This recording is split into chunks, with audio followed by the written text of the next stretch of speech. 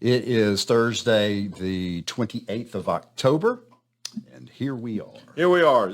October has flown through. Last 2 months will be coming up. November and December, holidays, season, families, friends, all that. Then we'll be in the new year, and then we got Halloween this weekend. Yeah, I mean, I'm not a big celebrator of Halloween, but and you're not either. You turn your lights off. I really am not, but us granddads and grandmoms, you get dragged into it or you participate in it. But I shouldn't be a Grinch. Probably not, but that's just who you are. I'm sorry. You can't. The leopard can't change its spots.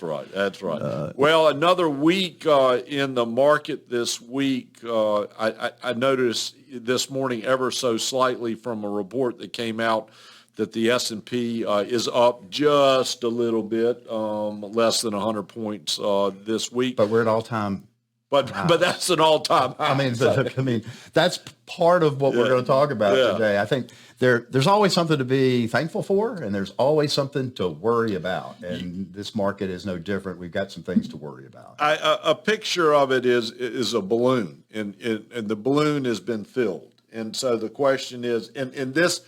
When will it pop? When will it pop? Will it pop? Does it have a little more elasticity that it can get just a little bit more out of it? That's kind of where we are at this point in time. Yeah, so I think the 5 things that we identified that are things to be concerned over. We're getting into the flu season, which means COVID's probably going to be showing up again. What impact will it have? What will it do to shutdowns? What will it do to the labor force? So, I mean, we've got COVID on 24/7, it seems like, but that's something that is out there. Right. The Federal Reserve really is two things within the Federal Reserve we're watching. Next week, the Federal Reserve have their meeting, and we're going to be really interested to see if it is a conversation steady as you go, we're on the right track, or no, maybe this inflation is a little more permanent.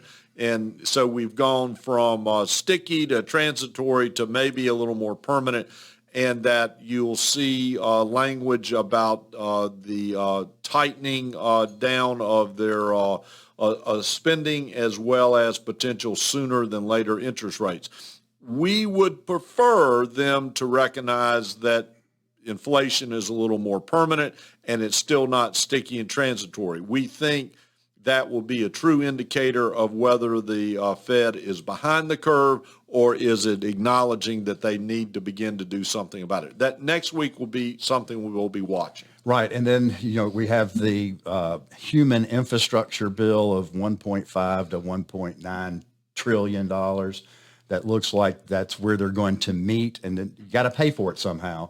So how do you pay for it? Higher taxes is a concern. That's definitely one of the concerns that are out there. Keep in mind, though, that the stock market, when money is injected in the stock market likes it. And we've studied eight of the last 10 recessions that have occurred, and it's taken from the transition time of a bull market to a bear market, historically 8 out of 10 times. It has taken 12 months, and in that period of time, there's still been a double-digit opportunity in the stock market. So we got things coming up that are indicating directions to us, and we have spent a lot of time this week talking to our bond fund folks.